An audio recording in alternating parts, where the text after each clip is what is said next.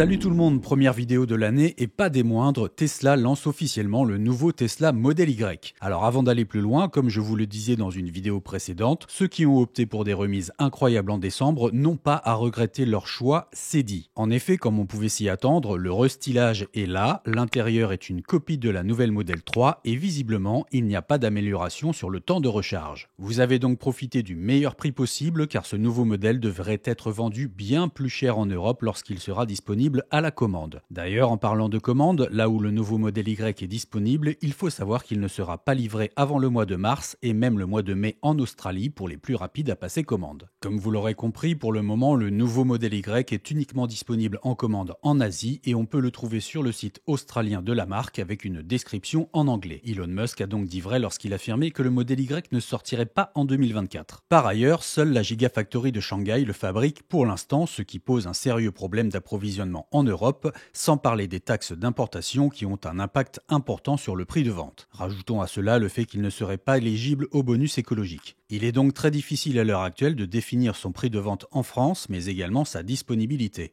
Faudra-t-il attendre septembre 2025 à minima? C'est bien possible.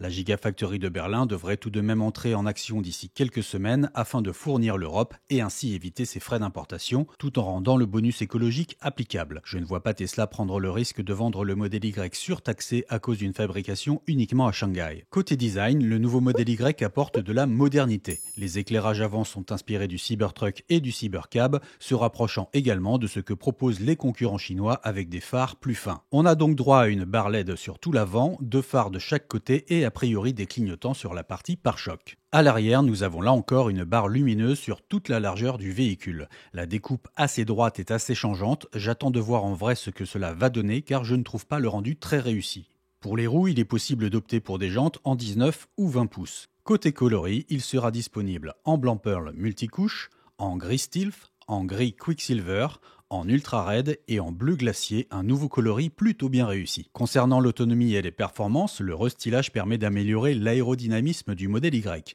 Le modèle propulsion de base dispose d'un moteur électrique de 295 chevaux permettant d'atteindre le 0 à 100 km/h en 5,9 secondes. La batterie est une LFP CATL de 62,5 kWh. On obtient ainsi une autonomie de 593 km, soit seulement 39 km de plus par rapport à l'ancienne version selon le cycle CLTC. Il faudra voir ce que cela donne en chiffres avec la norme WLTP. Pour le modèle à transmission intégrale grande autonomie, le moteur électrique délivre une puissance de 444 chevaux. Il est équipé d'une batterie NMC LG de 78,4 kWh, permettant une autonomie de 719 km en cycle CLTC, soit 31 km de plus que la gamme précédente. Le 0 à 100 km/h est atteint en 4,3 secondes contre 4,9 auparavant. Il faudra certainement attendre plusieurs mois avant de découvrir les déclinaisons performance et propulsion grande autonomie. Se pose également la question d'une version 7 places car pour l'instant, le configurateur propose classiquement 5 places. Attendons donc les chiffres avec notre norme WLTP pour en tirer des conclusions. Tesla apporte un peu d'autonomie mais rien d'incroyable à première vue. On peut s'attendre à environ 500 km d'autonomie en Europe en propulsion et 600 km en grande autonomie contre 455 et 565 km sur la version actuelle. Là où je suis déçu, c'est pour la vitesse de recharge. Tesla indique en effet dans les caractéristiques que la nouvelle modèle Y plafonnera à 250 kW max, là où j'espérais une réelle avancée par rapport à ce que la concurrence est aujourd'hui en mesure de proposer. Il n'y aura donc malheureusement pas d'architecture 800 volts comme on pouvait l'espérer. Tesla a retravaillé les suspensions de la modèle Y afin d'apporter plus de confort sur route. Ce n'était en effet pas un point fort de cette version et le ressenti devrait être bien réel. De plus, Tesla aurait ici utilisé sa technologie Gigacasting pour la structure arrière, permettant de fusionner pas moins de 70 pièces en une seule, contribuant à réduire significativement les bruits de roulement. Au niveau de l'habitacle, comme je vous le disais, on a droit à un copier-coller de l'intérieur de la Model 3 Highland sans surprise avec le bandeau LED intérieur. L'écran tactile central est de 15 pouces et l'ordinateur de bord fonctionne avec un processeur AMD Ryzen. À l'arrière, on retrouve un écran de 8 pouces qui permet de contrôler la climatisation et les médias. Toutefois, j'ai bien l'impression que Tesla a décidé de conserver le commodo des clignotants, ce qui est une réelle surprise. On pensait tous que les commodos allaient disparaître avec le nouveau modèle Y, mais ce ne serait finalement pas le cas. C'est peut-être un signe que ce choix fait sur la Model 3 Highland n'a pas été très apprécié sur le marché. Cela reste à confirmer, mais certaines images montrent bien à minima un commodo derrière le volant à gauche.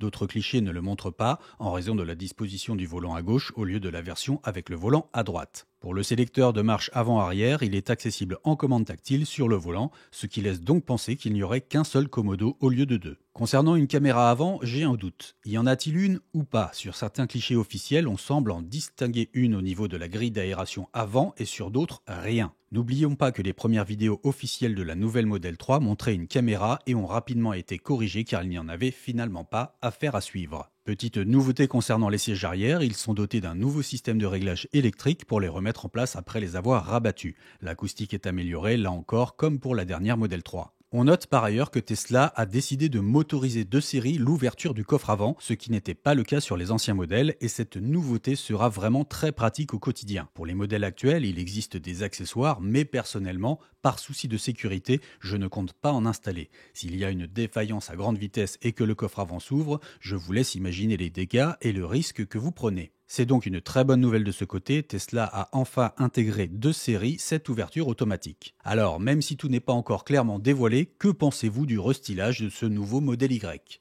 Voilà pour cette vidéo. N'hésitez pas à vous abonner à la chaîne et à cliquer sur la cloche afin d'activer les notifications pour ne pas rater les prochaines vidéos. Vous avez également la possibilité de vous rendre sur le site teslasus.com qui vous propose des codes promotionnels chez tous les accessoiristes, des bons plans, les manettes Sentinelle, l'actualité et des articles sur de nombreux sujets concernant la Tesla et son écosystème. Allez, à plus sur Teslastus.